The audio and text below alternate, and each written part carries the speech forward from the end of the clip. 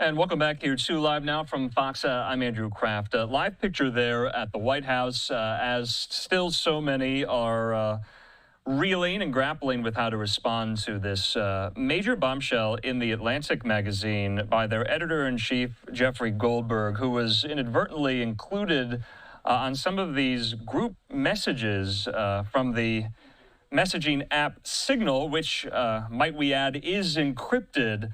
But nonetheless, he was accidentally included on that while the national security team, to the likes of Secretary of Defense Hegseth, Vice President Vance, National Security Advisor Waltz, and others were discussing some of the operational plans ahead of some of these U.S. strikes against Houthi targets in Yemen here. A spokesperson for the National Security Council, his name Brian Hughes, with this statement today, saying this, quote, "At this time, the message thread that was reported appears to be authentic, and we are reviewing how an inadvertent number was added to the chain. The thread is a demonstration of the deep and thoughtful policy coordination between senior officials. The ongoing success of the Houthi operation demonstrates that there were no threats to our service members or our national security." Let's bring to the conversation right now our friend there at the Washington Examiner, White House reporter Christian Daytalk with the latest. And Christian, thanks for being with us here. Is that what the White House's line is going to be throughout this story? Some are calling it a scandal. That, however you want to parse the fact that Jeffrey Goldberg was included in these communications, the strikes against the Houthi targets, they've been successful, and they do continue. Andrew, it depends on who you ask. And Caroline Leavitt, the press secretary, she essentially said the fact that Mr. Goldberg was included on these messages on this chain did not impact the results of the strikes themselves.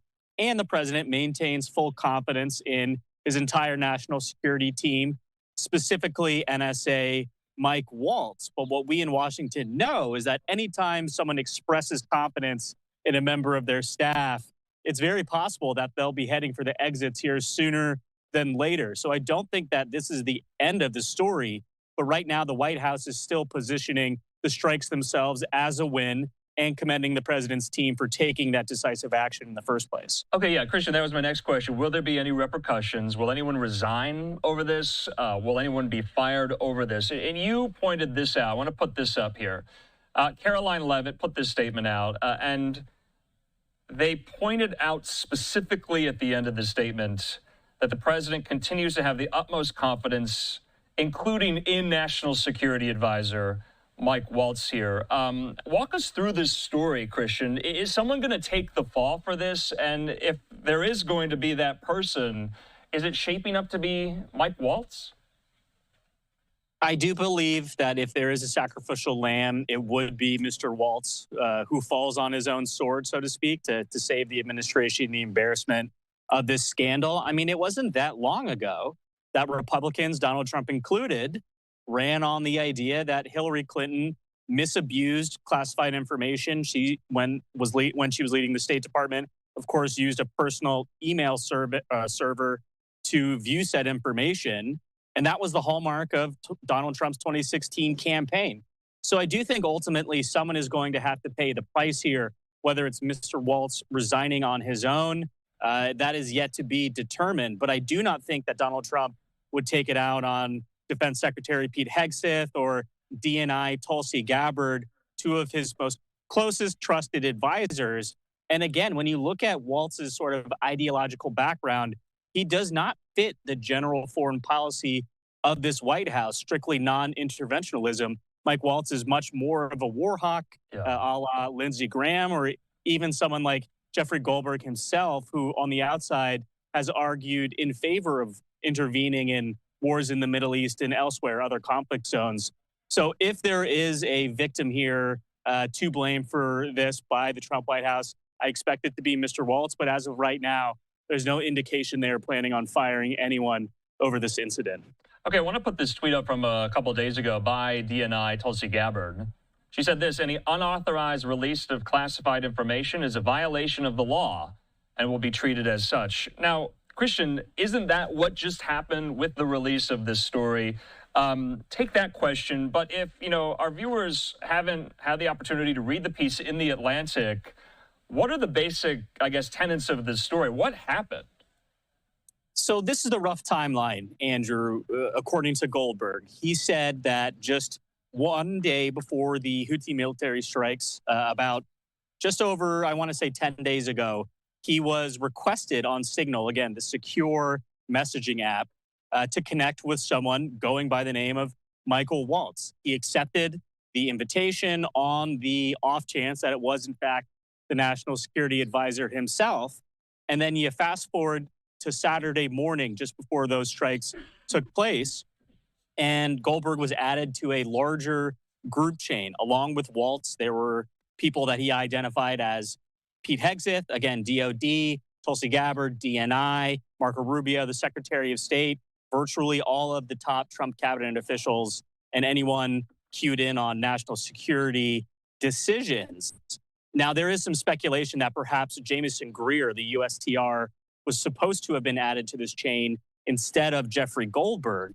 But again, this just sort of seems like either one, a specific plant by the Trump administration to try and get Goldberg to leak this information, which to me sounds very unlikely, or a major mistake by someone, again, who is compiling and getting everyone together on the national security team to discuss the merits of this strike. Vice President Vance was on there as well, and he was actually pushing back to some degree about what the impact these strikes would have. He argued it would amount to bailing out Europe again, which, as the vice president mentioned in the screenshots of these messages, runs contrary to what President Trump is saying in terms of Europe footing the bill for their own defense. Sure. Now, Goldberg didn't publish any of the actual operational information that was discussed on the grounds that that information is classified and it could jeopardize U.S. military assets overseas.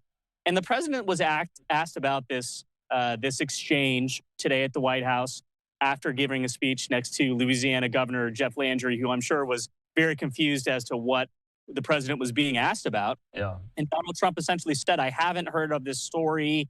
You're going to have to tell me more about it. I do know The Atlantic, it's a failing magazine. I'm paraphrasing the president here, which again is sort of his cue, his tell for when he doesn't want to discuss an issue. I mean, we heard Donald Trump over his first term in office and these first 2 months here in the second term talk about any issue under the sun, whether it was policy related or otherwise.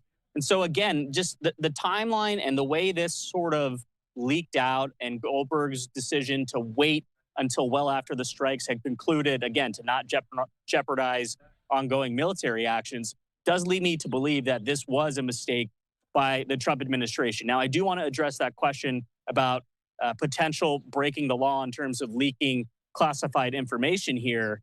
There is a strong, growing voice of folks on social media who are arguing that Waltz is in violation of the Espionage Act. The president was asked this point blank today. He ignored the question and exited the room without giving an answer. But if there was a law to be broken, it would be the Espionage Act, which oversees the handling of classified documents, not only for cabinet-level secretaries, but for anyone in the national security apparatus down the line. And of course, we've seen a number of prosecutions in my tenure here in Washington over the last decade of folks who have either, sold information to China. Sure. They had taken photos of classified submarines and had them on their personal devices where they're not supposed to be stored. So this is not some random, you never hear about it occurrence. The Espionage Act is obviously there to keep America's secrets safe. And legal experts are still sort of split on the idea of whether or not the National Security Advisor violated that law by inviting Goldberg into this conversation and spilling all types of pertinent operational details, which did not make it into Goldberg's final published piece. So I just want to highlight kind of the journalism 101 here, from journalist to journalist, that Jeffrey Goldberg really deployed here, because I think it's worth noting he exercised a lot of restraint. Being on this group message, he took himself off the group chat after he realized what was happening. He published the piece a week later from the Houthi strikes. after the strikes went into effect. And he didn't publish, to your point, what other messages, what other information he must have been privy to on that group chat, classified information at that here. So there was a lot of restraint on Goldberg's part. You know, however you feel about The Atlantic or Jeffrey Goldberg here, it seemed like he did this right with reporting the story that fell into his lap, journalist to journalist.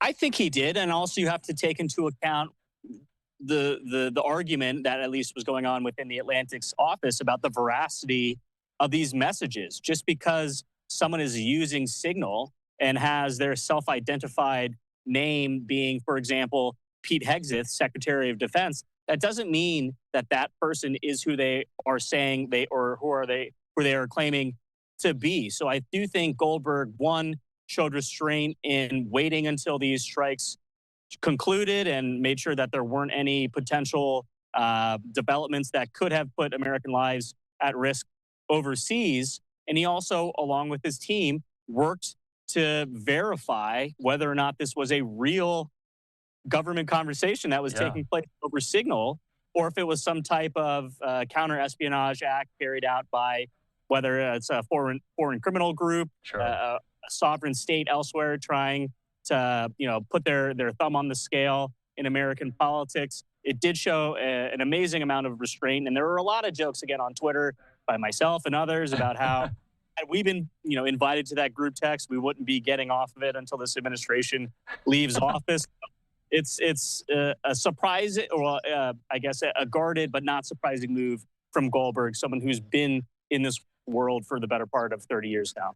Yeah, I mean, Christian, a lot of people are latching on to the fact that there was some daylight or seeming daylight with Vice President Vance and President Trump about how they were approaching the U.S. strikes against Houthi targets in Yemen. What more do we know about that? Because I was getting a lot of questions from people, you know, why wasn't President Trump in this group thread? Why not? Well, I can't speak to the president's personal Signal use, Andrew, but the VP's office did sort of address the idea that there was some daylight between President Trump and Vice President Vance, at least based on these messages that the vice president sent. And again, I think it's important to stress, have been verified and, you know, signed off on by the White House as actually taking place. We've seen Vance sort of be Donald Trump's bulldog when it comes to Europe. He went to the Munich Security Conference just days after the two were sworn into office back in January, and essentially put Europe and NATO on watch. They said, look, Europe needs to boost their defense commitments. The United States refuses to be the police cop of the world from now on. And I do think it's interesting to note the lines that J.D. Vance is taking in public as a representative of the Trump administration versus what he's saying behind closed doors. Now, I do think we should pump the brakes. It wasn't like he was specifically criticizing the president or saying he was wrong. It was just simply voicing caution and stressing the need to, one, run this up the flagpole to the president to make sure he is looped in on everyone's thinking, and then we'll take that next step. So I think the vice president is specifically had been elevated to this role back in 2024 as Donald Trump's running mate, because he is a complementary foil to Donald Trump, not necessarily on policy, but in terms of temperament, in terms of communication. And he is someone who the White House can look to if Donald Trump hypothetically has a bad day, and not only do cleanup, but sort of explain to other folks in the policy-making decision room and the American electorate as a whole why these decisions were made. Yeah, and let's talk about this. I mean, a lot of people are describing this as a huge mess up here, a scandal, a bad day for the Trump White House. You cover the Trump White House. I would imagine that Caroline Leavitt and others there in the press shop are going to be asked ad nauseum about this story for the next several days here. What questions do you still have about this story that you'll be asking, Christian? The first and foremost question I'll be asking is about any personnel decisions. I mean, I do think that this is a massive mistake by the Trump administration. We've talked about, you and myself on this program, Andrew, actually, some of the events that we thought might have ended the Trump honeymoon 2.0. But this is the first verifiable scandal. I mean, again, Signal is an encrypted app. but that doesn't mean it's totally invulnerable to incursions by Russia or China or Iran or foreign hacker groups. Anyone who's savvy and technically capable can hack messages on Signal. And if they were able to hack one of the phones on this conversation, they would have been able to hack all the other devices that were taking part in these discussions. So the idea of whether or not Donald Trump will fire someone over this mistake, whether or not there will be charges pressed like DNI and the Pentagon have suggested would be the case in leaks of classified information, those are the two most pressing questions that come to mind for me. But the other, again, sort of has to do with J.D. Vance. What is the president's relationship like with J.D. Vance? Because we saw them on stage at the inauguration. Right. But to my knowledge, the two of them haven't appeared together outside of the Oval Office since January. So is there some strain there? Is there tension based on these conversations, which obviously happened over Signal and probably have happened in other areas behind closed doors here at the White House? That's what I'm looking forward to as this story continues to progress over the following week. All right, Christian Daytok there live for us at the White House. Christian, thanks for that conversation. We'll follow your reporting alongside you if there are any more developments. We'll talk soon. Thanks, Andrew. All right, in the meantime here, let's take a quick commercial break. That's not the last time we're going to be touching on that story throughout the course of the evening. We will be bringing the national security angle in with some of our national security analysts and experts, talking about how something like this could have happened. I have questions. You know, usually do some of these war operations take place in a venue and a tech format like the app Signal, or is that unusual? I'll be asking and answering, hopefully, those questions for you as we continue to follow this story. Let's take a quick commercial break, though. So many lawmakers on Capitol Hill, well, they're being asked about this, Republicans are, and many Democrats especially are calling for this to be investigated. We'll have more on that in 2 minutes. And welcome back here to Live Now from Fox. I'm Andrew Kraft. In our continuing coverage of this bombshell story in the Atlantic magazine, we want to get some of the congressional reaction here back out live there to the U.S. Capitol. We do have right now live vantage points on the House floor and on the Senate floor. If anything of note is happening, we'll definitely bring you that news here. But this is some of the reaction coming in from House Republicans, like Congressman Mike Lawler, the Republican of New York. He says classified information should not be transmitted on unsecured channels, and certainly not to those without security clearances, including reporters, period. He says safeguards must be put in place to ensure this never happens again. Now, Don Beyer there, the Democrat from Virginia, says this: heads must roll. This is one of the dumbest security breaches in history, and it suggests a larger pattern of potentially criminal behavior that puts Americans at risk here. Also, want to put up some more of this congressional reaction as well, including from the Democrat from Connecticut, who also sits on the House Intelligence Committee as a ranking member. Let's put this up here. So Jim Himes from Connecticut says this: last week, Tulsi Gabbard said, quote, any unauthorized release of classified information is a violation of law and will be treated as such. We brought you that tweet.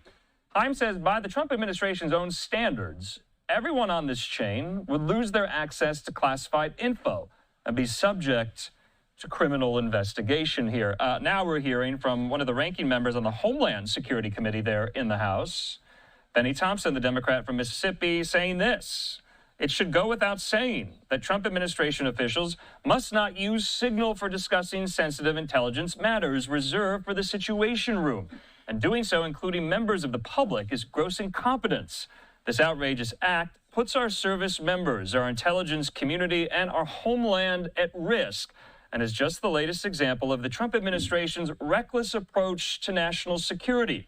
This breach must be fully investigated by the FBI. Strong words there from Congressman Thompson there, the first that I've seen, calling for the FBI to investigate this. We did hear from House Minority Leader Hakeem Jeffries, who kind of generically called for an investigation into the matter there. Thompson, though, going further, saying this needs to be investigated by the FBI. Well, Senate Minority Leader Chuck Schumer took to the floor today to talk about this story. Let's listen. I ask unanimous consent the quorum be dispensed. Without objection. Earlier today, The Atlantic magazine released a stunning and alarming report about the accidental leaking of the Trump administration's coordination on classified military operations targeting the Houthis in Yemen. According to the report, a member of the press was somehow added to an unsecured text chain with the Vice President, the Secretary of Defense, the Secretary of State, the CIA Director, and other national security officials. The text chain was not a secure conversation. The app used is not approved for discussing classified military operations. Nevertheless, on this text chain, conversations went at length about imminent military operations, including specific targets, weapons, and attack plans. These text messages very likely included classified U.S. intelligence. And the entire time, nobody seemed to realize that a private citizen without security clearance had access to this conversation.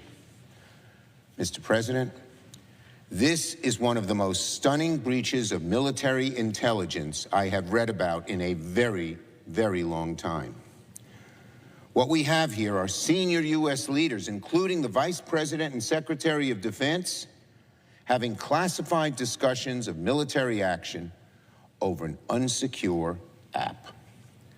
It's bad enough that a private citizen was added to this chain, but it's far worse that sensitive military information was exchanged on an unauthorized application, especially when that sensitive military information was so important.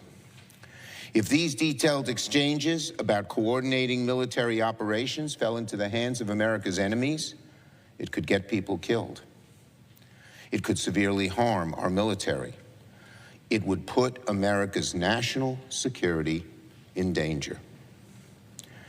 This debacle requires a full investigation into how this happened, the damage it created, and how we can avoid it in the future. If our nation's military secrets are being peddled around over unsecured text chains, we need to know that at once, and we need to put a stop to it immediately. Every single senator, Republican and Democrat, and independent, must demand accountability. If a government employee shared sensitive military plans like this, they'd be investigated and face very harsh consequences. Again, this kind of carelessness is how people get killed. It's how our enemies can take advantage of us. It's how our national security falls into danger. If you were up in arms over unsecure emails years ago, you should certainly be outraged by this amateurish behavior. I ask that Leader Thune and my Republican colleagues work with Democrats right away to hold a full investigation into why these military operations were coordinated over an unauthorized messaging service instead of the secure communications channels funded by taxpayers. And I want to finish with this. When Pete Hegseth became before the Senate as a nominee, Democrats warned that something like this might happen. These people are clearly not up for the job. We warned confirming them was dangerous, that they'd behave recklessly. Unfortunately, we were right. Now we must have accountability, and both parties in the Senate should investigate how this blunder was even possible. Now, on Donald Trump and Social Security. For 60 days, Donald Trump has waged a campaign of destruction against America's very, very foundations. Each step of the way, Leader Thune and the Republican majority have enabled his every whim. In just the last week alone, among many other things that he did that hurt the country, he has, 1, he has created pandemonium at the Social Security Administration. And 2, he has signed an executive order closing down the Department of Education. Let me discuss each briefly. When it comes to the Department of Education, of course Donald Trump cannot proceed. All right, Senator Schumer there going into other topics on the floor. This was from earlier today. Wanted to let you listen, though, as he started off his comments there about this major bombshell in the Atlantic magazine, though. We do have live pictures now, though, on the House floor. And what I believe is taking place, though I'm not entirely sure, we're going to go to this very soon. The entire Arizona congressional delegation are remembering their colleague, Congressman